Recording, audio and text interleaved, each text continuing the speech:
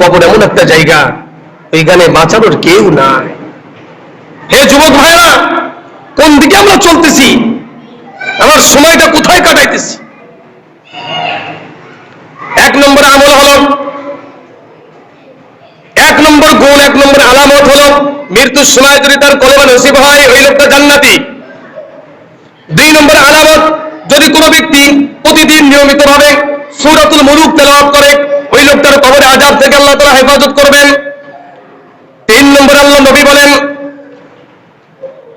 যেই লোকটা পিশাব থেকে হেফাজত থাকবে, পিশাব থেকে হেফাজত থাকবে, ওই লোকটার কবরে আযাব হবে না। আল্লাহ নবী বলেন, যেই লোকটা পেশাব থেকে, পেশাবের সিটা থেকে, পেশাবের পানি থেকে তার নিজের শরীরটাকে হেফাজত করবে, কাপড় পবিত্র রাখবে, ওই লোকটার কবরে আযাব থেকে আল্লাহ তাআলা হেফাজত করবে। বুখারীর বর্ণনার ভিতরে আসছে, আল্লাহ নবী বলেন,